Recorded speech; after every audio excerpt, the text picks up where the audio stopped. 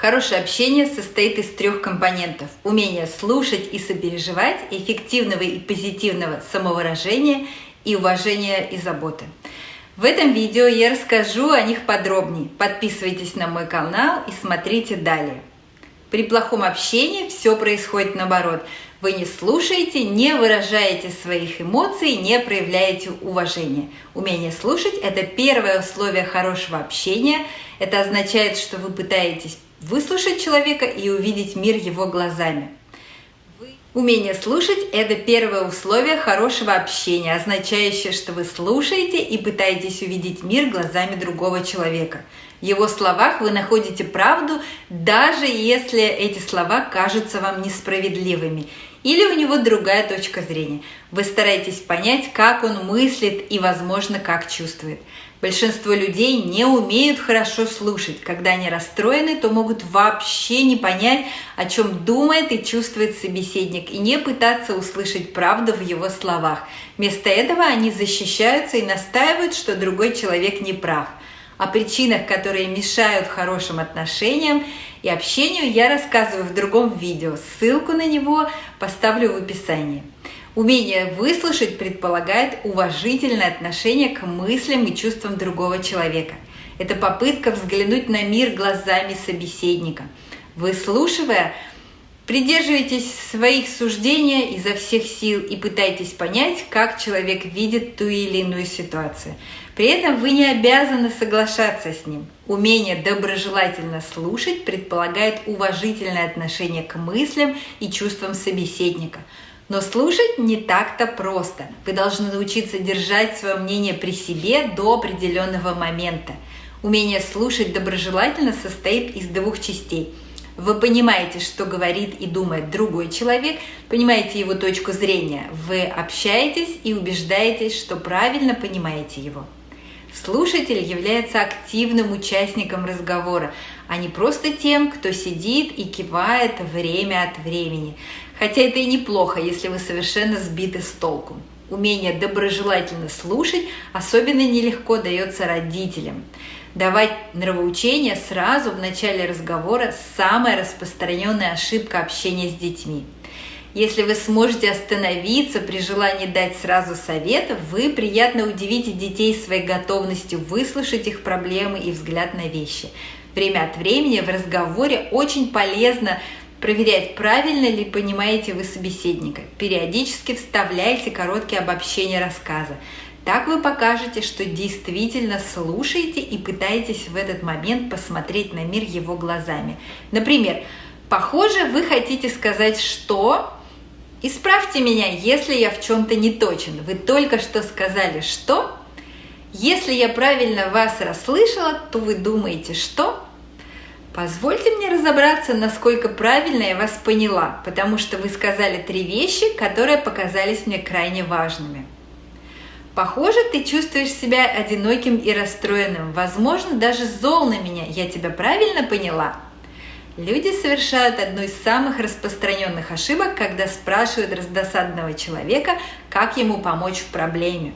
Решение проблем эффективно в деловой обстановке, но может быть бесполезным, когда вы беседуете с другом или родственником, который находится в расстроенных чувствах.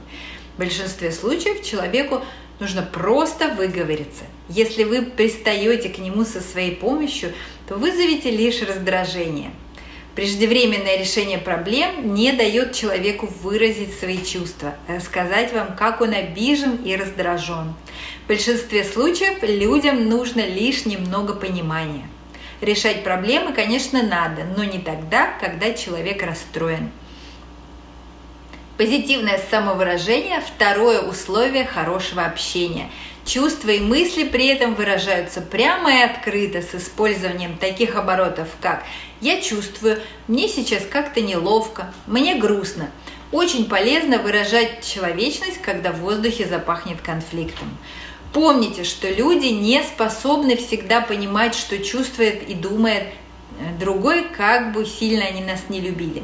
Прямое общение с использованием формулировки «я чувствую» может показаться менее романтичным, чем фильмы Голливуда, но при этом никто не читает ваши мысли.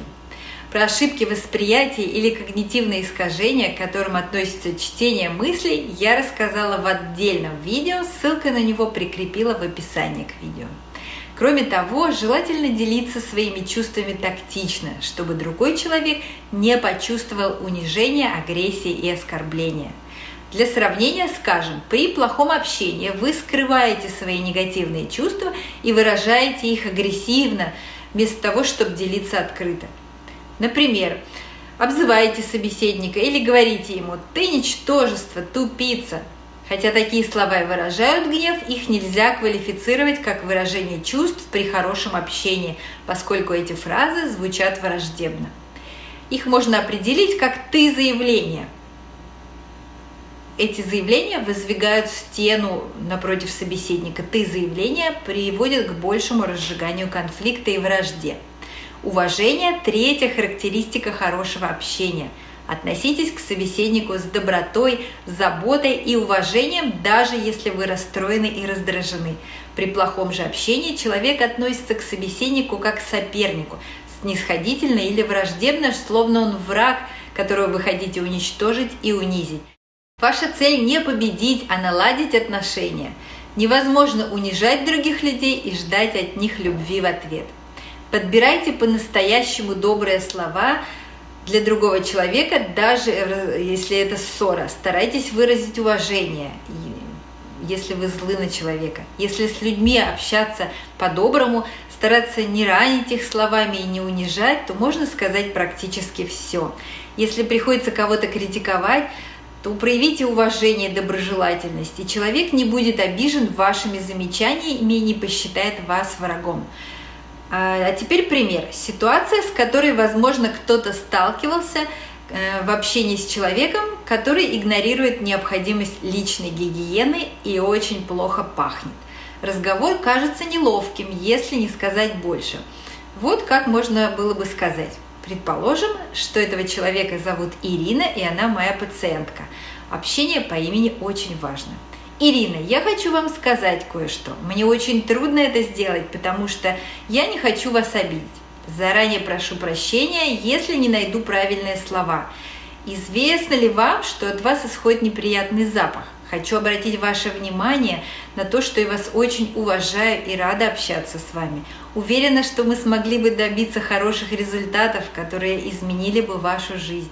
Но в то же время я поняла, что хочу рассказать вам о своих чувствах, чтобы прояснить ситуацию и начать работать вместе более плодотворно.